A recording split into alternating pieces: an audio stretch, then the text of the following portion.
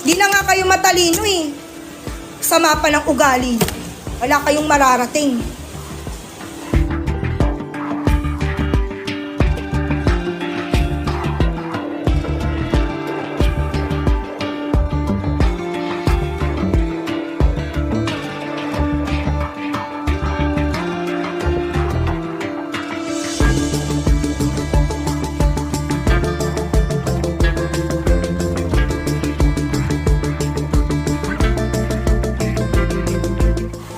Pangalawa, hindi ako nag-board exam para lang hindi irespeto ng mga katulad niyong wala pa namang nararating sa buhay.